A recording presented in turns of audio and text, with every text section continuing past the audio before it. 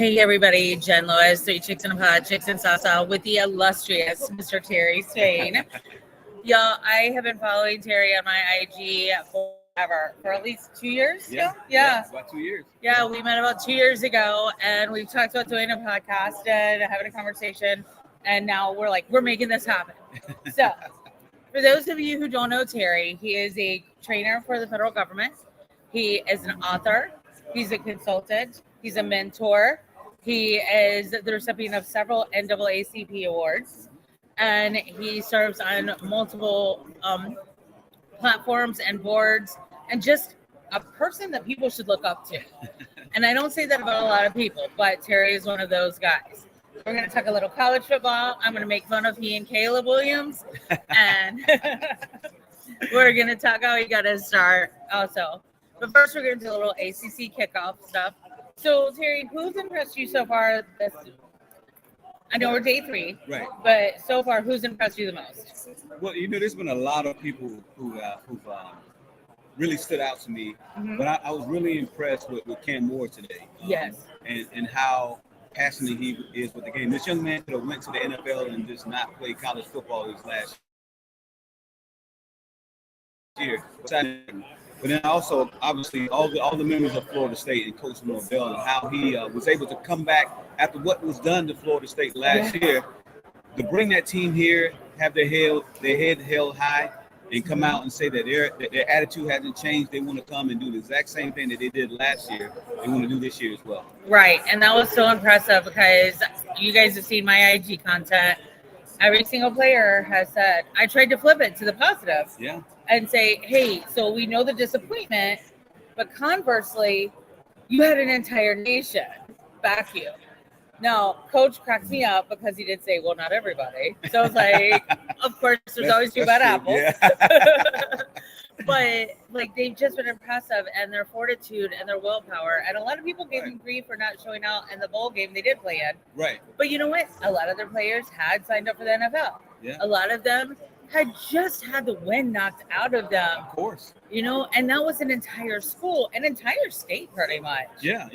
Everybody in the city, because I live in Florida, I live in the state of Florida, there were so many people excited about having a team from Florida to represent them in college football. And when that didn't happen, that took the sales out of a lot of people. And it kind of made people not believe into the college football, playoff system. So now that they expanded it now this year to 12 teams, so it's going to be interesting to see how if the number 13 team get upset because they didn't get in, so it's going to be very interesting to see how that whole dynamic is going to play out. I agree. And I can't help but wonder if one of those 2 teams, or if not both, because neither coach is there, Alabama and Michigan both left. And so I don't know if that had to do with it or not. Yeah. But I'll tell you my conspiracy theory about a certain Super Bowl later on. But has there been a player that's really stood out to you other than Cam Moore? Yeah, I was actually impressed with just all the players from Florida State. Those gentlemen came in, like I said, with all the stuff that they had to endure. They were on that team last year. Yes, they were. So for them to come in, they had a very business-like type of attitude. Like, look, hey, we're here for business. We understand that we're here in the ACC Football Media Kickoff, but we're here for business, and we're letting the entire Atlantic Coast Conference, including the 3 new teams that are in, let them know that, hey, we're still the top dogs, but, hey, we're here. Yeah, and that's how I felt. Coach Norvell was, so articulate, making jokes, like I said. I don't know. I'm impressed because I can be a little petty and hold on to things. So during the commissioner's State of the Commission, during Commissioner Phillips' speech, did anything really stick out to you about what he said? Well, I mean, it looked like he was trying to take charge of the ACC because it looks like a lot of people want to, you hear the speculations of a lot of teams go in and out, Right. So it looked like he was trying to reassure everybody, in particular us as media, that, hey, the ACC is here to stay. He listed off the accomplishments that the ACC have had.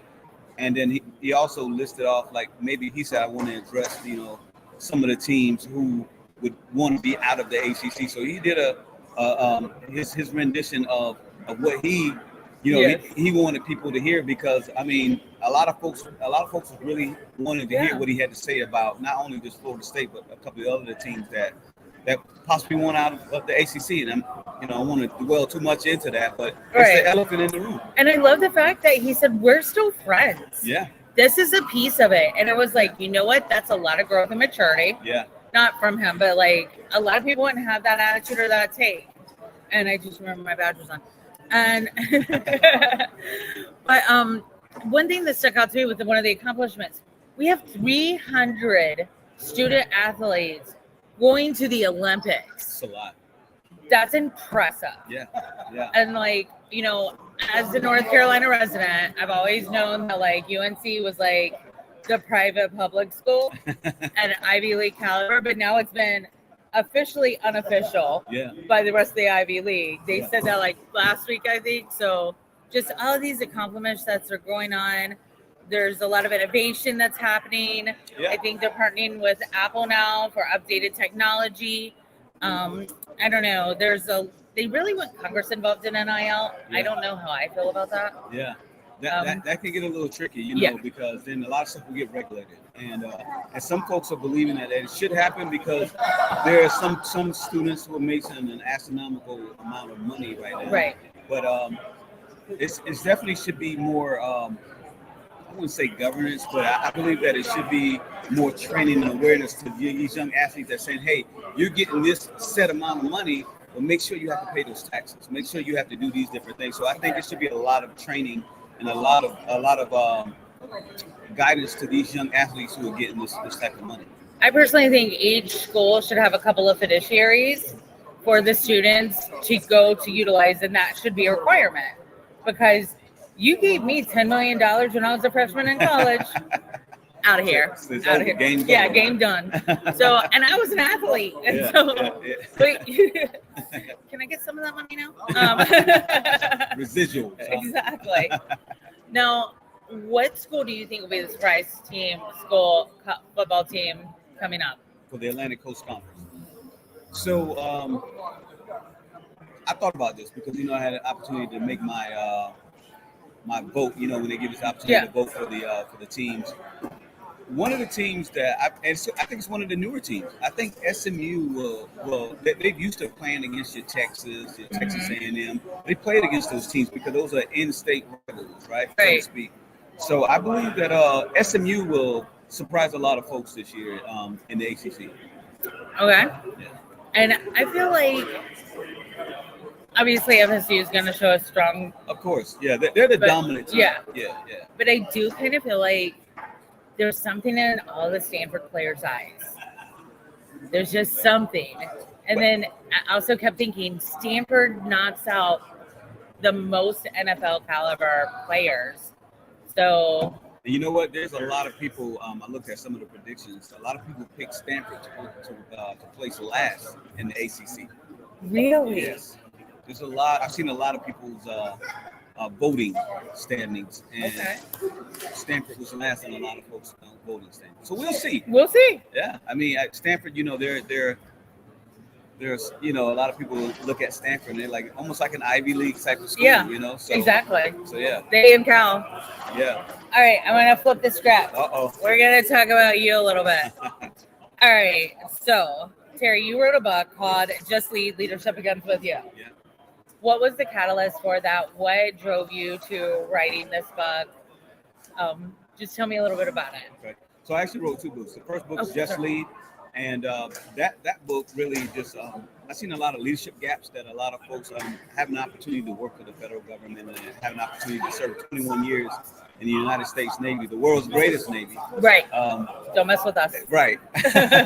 I've seen there was some leadership gaps, but then the leadership tools that I learned while I was in, I wanted to put those down on paper. So anytime I would go out and speak to different organizations, I can give them a piece of me, right? Mm-hmm. And so the same thing with the book. I wrote a book called Hey Young Man, and that book is dedicated to young men because there's a lot of young men who don't grow up with fathers, and there's a lot of young men. I was very fortunate to have my father in my life and both of my parents, so it was kind of good to have that. But every time I mentor young men, there's a lot of young men that don't have that. So give them this book. This book is some guidance, like a step-by-step booklet on how to, overcome different things in your life. I had a couple other gentlemen who I asked to write a page in the book to give their insight on certain things as they how they grew up or how they were raised, or some insight to help these young men. And this book has been doing phenomenal. I got an opportunity to speak all over the world. I recently just came back from Africa last year, and I did the first ever Kenyan Young Men Empowerment Summit, where we had about 200, 300 young men and women. We did an empowerment summit to help them out, and I brought 5 gentlemen to come with me over to Kenya. But this book has been all over the world, and had an opportunity to speak. And can I email you my resume? Yeah, come on. All right, awesome, I love it. That's so fantastic. And again, like literally, I will say this about my dad. My dad is somebody that men should aspire to be. You were there. Thank you. You're welcome. That. And I literally have only said that about my dad. That means a lot. Because there's also a lot of people. I'm very fortunate. You're fortunate. Right. Our dads were in our lives. They're active. Right. There are a lot of guys and men and women whose dads were there. Yeah. Physically. But not mentally. Not mentally. They were checked out. Right. They let other people raise their kids. Yeah. They didn't care about bonding. Right.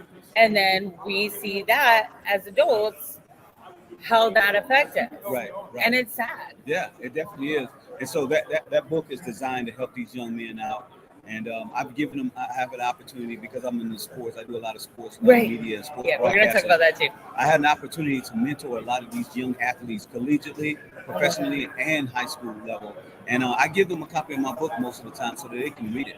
You know, and they come back to me and they say, "Hey, I needed that. Thank you." You know, all the time they get all the stressors of the world. But when you have an opportunity to read a book that you can relate to, that definitely helps out a lot. And so just so you guys know, I'll get the links on Amazon. I know Just Lead is on Google Books also. Yeah, and then you can go to my website, terryspainconsulting.com, and you'll see the book as soon as you go to the website. So it's terryspainconsulting.com. And just remember that the book, I do get the proceeds when it goes to my website, but I also give back to a charity that I choose from and give a proceed of the charity from my books to that charity. I love that. Yeah. That's awesome. Yeah, pay it forward. You have to. Yeah. And so when you were growing up, like your parents made a huge impact on you to do the right thing, get back to your community. Yeah. Like what was the biggest lesson you learned, or like, and then one of your happiest memories with your folks? Yeah, so growing up, my dad was in the Marine Corps. So, you know, it was a very rigid, strict household. But he was strict, but he was fair. And but just growing up and seeing him and seeing how he was able to help out communities. My dad he's real well known within the community, so a lot of people know who he is. So I sat back and watched that. But one of the things that really helped me out, in particular growing up, is I actually grew up in Italy. Oh, wow. Yeah, so from 12 years old, we moved to Italy. We left South Carolina and moved to Italy. And growing up overseas and seeing that and interacting and understanding different cultures, the Italian culture, and having great friends and that are Italians, and you know, some of the other military dependents who grew up overseas, where I grew up in Naples. It was I think it was a game changer for me growing up as a kid. So I have to ask kind of a smarty pants question, all right? Because it is me. Yeah. So what's better, the Redneck Riviera, or which is Myrtle Beach for those of you who don't know, or the Italian Riviera? You know what? Or they both have their pros. They both have their pros. You know, me being from the Conway, Myrtle Beach area. You know, you're a little biased. Yeah, I'm a little biased. but I will have to say I absolutely love Italy. I try to go once a year. Okay. And that's the reason why, because I love the people, I love the culture, I love the language. So that's okay. I love that. I had no clue about that. Oh yeah. Now a little more in sports. Okay. And we're just kind of going everywhere. I'm not even following my notes. Okay. On June 19th. Mm-hmm. Was that the first time you met? I call him the GOAT of the postseason. Can't call him just the GOAT because I got other quarterbacks. But you met Tom Brady. Was that the first time you met Tom Brady, or? Yeah, that was the first time I met Tom Brady. We met at the UFL Championship in St. Louis last month, I believe. Okay. And very respectful, very great young. I could call him young man because I'm older than him. But he really, he looked a little older than you. I'm not gonna lie. I'm older than he is. So. I don't know how hard to believe in that. But he's a great guy, very passionate, very humble, and I really like him a lot. We had great conversations, so it was pretty cool. That's awesome. I love that for you. Oh, and 2014, and the anniversary of this award, the 10-year anniversary, was yesterday. Yes. You were awarded the National Association for the Advancement of Color People Roy Wilkins Renowned Service Award. Right. So, first of all, what does this award entail? What did it mean to you? So I'm gonna give you a quick insight. So one of the reasons why this award means a lot to me is because when my dad was in the Marine Corps, he received that same award. So we're the only two father-son duo to receive the NAACP Roy Wilkins Award. And so when I told him, and I called him and said, "Hey, Dad, I won the Roy Wilkins Award," I think he was a little more excited than I was, you know. But this award, by us serving in the military, that means that we kind of developed the leadership and civil engagements and things of that nature, not only just with the military but with our community. So I was recognized for that 10 years ago, and my dad was recognized for that. I think it was over like 25, 30 years ago. That is amazing. I did not know that. Yeah. I'm not very good at snooping on my people. I try to be. But so part of your military training when you were in the Navy, yeah, what was your role there?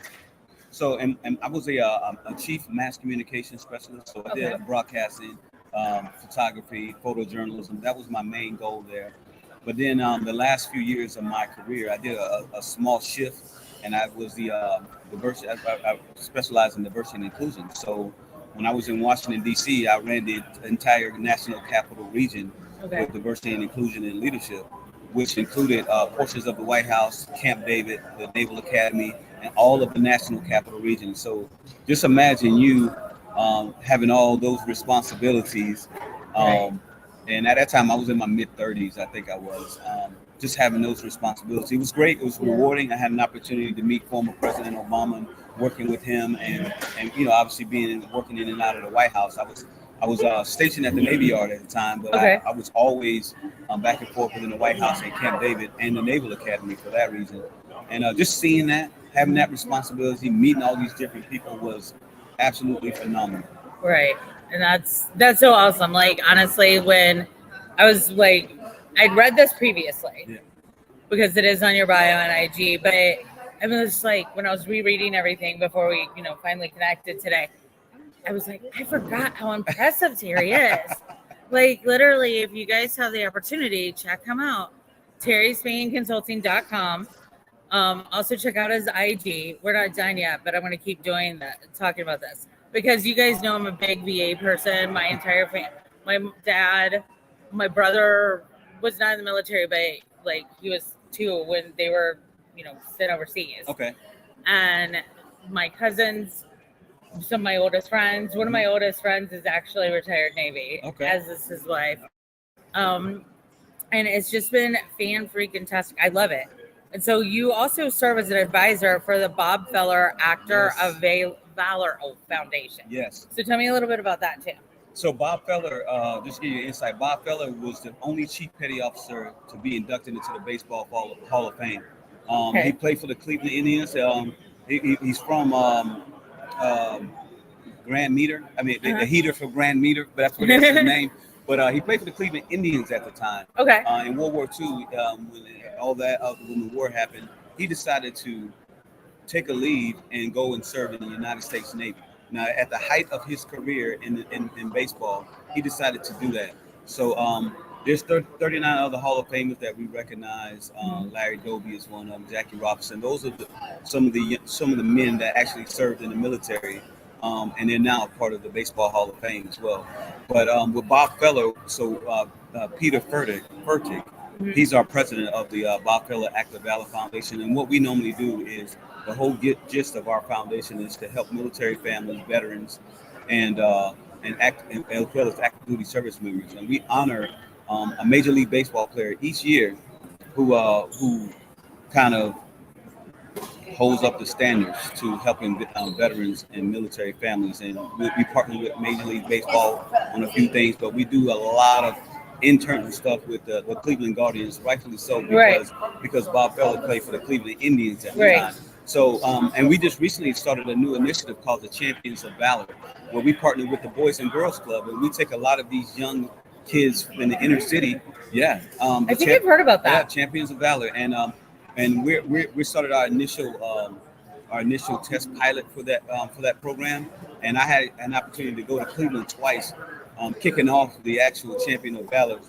Absolutely phenomenal. And if you go to our website, if you go to Bob Feller Active Valor Foundation, even if you Google it, you'll definitely see the first link. You'll see what we're doing as a foundation. And each year in November, we have a banquet in Washington, D.C. at the Navy Memorial.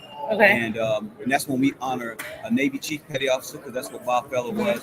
We honor a Major League Baseball player and actually a former baseball player as well, who's pulling up the same goals and attributes that we do at the Bob Feller Foundation. I love that, Terry. Like, he just keeps impressing me. Like, he does everything I want to do. And you're also a volunteer, your mentor, where you currently live in Cocoa, Florida, for young men. Yeah. At the juvenile center, right? Yeah. So I started we didn't start it. I took over for a guy who was getting a little older and he needed someone to kind of help out with the life skills class. I don't do it as much. I actually given that to someone else as well. Okay. But we the life skills class for the juvenile detention center is just to let these young men and women know that because where you're at now, we haven't forgot about you. You know, right. They oftentimes they're in there and they think no one cares, everyone's forgot about them. Yeah. So we try to give them tools to put in their toolbox to help them out in life skills class. And life skills are essential things that we take for granted. That a lot of young kids don't even have no clue about. Right, because they haven't been taught. Right. And I'll tell you something about Charlotte. And then you've just done so much, and I love all of your sports podcasting. Yeah. Obviously, that's how we met. But just you blew me away, and I can't say that enough, Terry. So thank you. Appreciate it. I really have always thought you were impressive, but I'm like, dang, he's doing everything I want to do. No. I appreciate that. That means a lot. You're welcome. No, and it means a lot what you're doing. Yeah. Even if you touch one person. Yeah. That person could go touch two people. Yeah, and that's the goal. And then 4, 6, 8. And you're just touching so many people. But you know what's crazy, Jen? This is one of the things that I tell, because a lot of people, in particular professional athletes or collegiate athletes, a lot of people are trying to take from them, right? They and so when they ask me, like, what do you want from us? I said, I want you to do the exact same thing that I'm doing for you to 10 other people. Right. And make that a trickle-down effect so that these young folks can know that, hey, you don't have to always just take from someone. You can actually give out something good for people. Yeah. And they love it. And that's why they latch on to me a lot, because they say, hey, he doesn't want anything from us. I don't need anything. I have everything I possibly want in life. So I just want to make sure that they're successful and they're good to go. That's awesome, because so many of these young players, especially the ones that come from lower income, like there's a town in North Carolina that actually brings what I think it's like 28% of NBA players. Yeah. They become NBA players. Wow. So, and I may be up on the percentage, but it's pretty high actually. Yeah. And I may be lowering it, but when you're making that money, and you have your boys that have been there for you, they've been your family, your chosen family, like you want to bring them up with you, but sometimes it's not the right call. Yeah. Like a perfect example in Charlotte, Josh Norman lost his franchise tag because he brought it with him from the lower. He's from the Low Country area also, and he brought one of his friends up to be his manager. His manager wouldn't listen. Wow. To the organization. Yeah. So what happened to Josh? He went to go play in Washington. Yeah. So you've got even if you want to protect your friends and bring them up, if it doesn't feel right inside, listen, because there's going to be somebody who wants to look out for you. Right. Like, I love that Lamar Jackson only trusts his mama.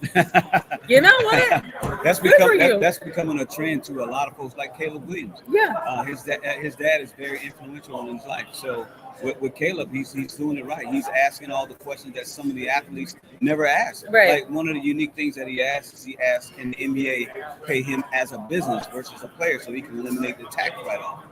The NBA said no, but that was a legitimate. I mean, NFL said no, but that was a legitimate question that no one has ever asked. So it goes to show you that people are thinking outside the box, and when you got the right people in your corner that's going to look for your best interests at heart, those are the type of people that you need. Yeah. No, I did tell him I was going to pick on Caleb. Because you got to leave him alone. He just would not even do a medical exam or pass over his medical records. I was like, what are you thinking? Well, that's smart though, because you got to look at it. If a team is not going to draft you, right? Why would I want to give every team my medical? Would you want to give each doctor in Charlotte your medical record, or just your PCN? I mean, I don't have anything to hide, so I don't care. But I would rather give it to the person who I feel comfortable with, who I know is going to draft me, who I know is. He knew the Bears were going to draft him. Yeah, so that's who he gave it to. But he held out on that though for a while. Yeah, because he didn't know if the Bears was going to trade the pick or not. Okay, that I didn't know, but I was just like, okay.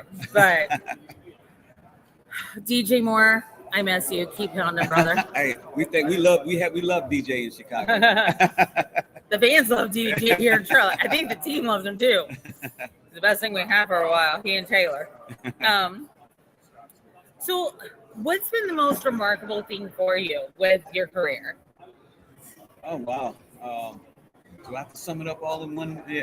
Well, you've done so much good. Right. So I think it's just different phases that's been remarkable. There's a lot of great things. For me, retiring from the Navy, that's been a great phase. But how I'm able to now, because even while I was in the Navy, I was still broadcasting. I was doing a lot of stuff. I would go on the weekends to volunteer. I mean, not volunteer. I would go on the weekends to broadcast some of the Florida State home games when I was stationed in Pensacola in 2000.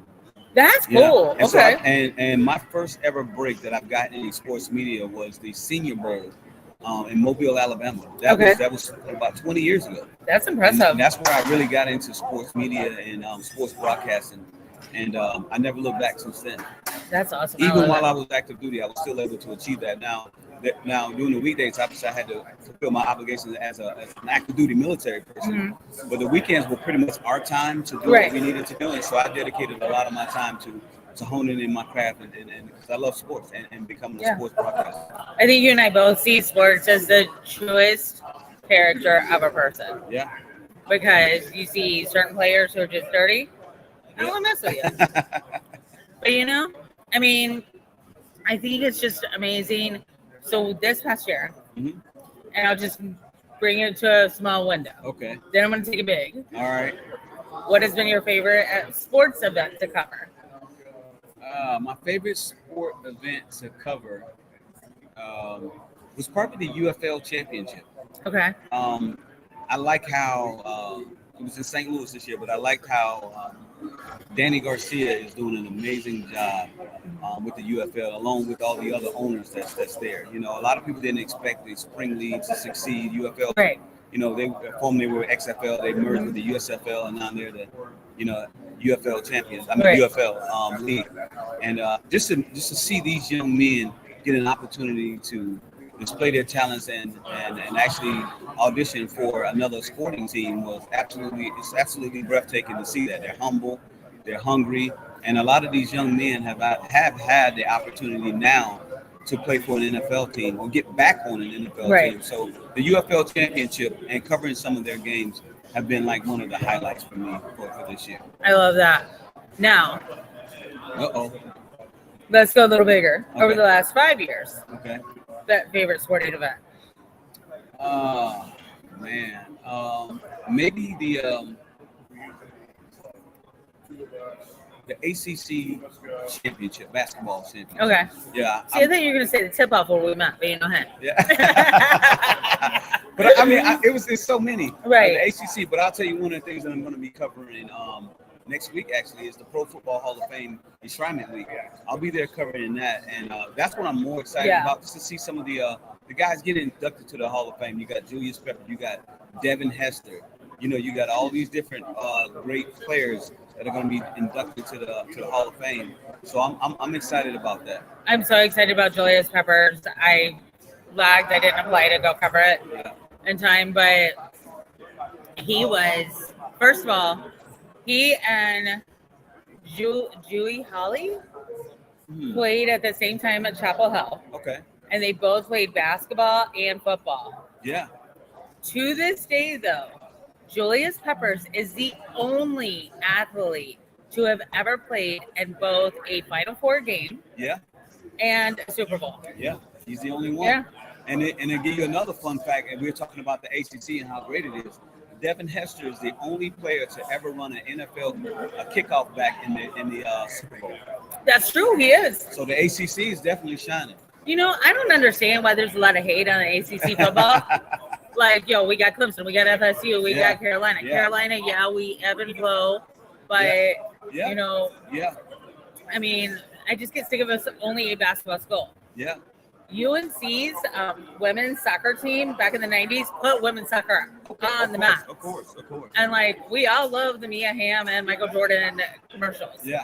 They crack me up. Yeah. and funny fact, so Mia Hamm, speaking of Italy, growing up in Italy, our family, they were in Italy. We grew up we went to the same high school. You? Yeah, Naples American. Shout out to Naples American High School.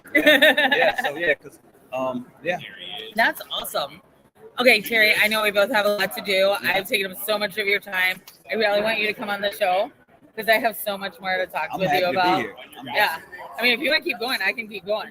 Well, I definitely got a couple of other things to come up. We do. There's so much exciting things happening with the I'm just ACC. so excited with you. We've got so much. Keep paying attention to my IG. I'm going to get all of Terry's links and put on our Three Chicks page and on my page as well. And I will love it if my co-hosts will share that when they get a chance. All right. Thanks, guys. We will see you guys tonight live at 7:30. Bye. ACC.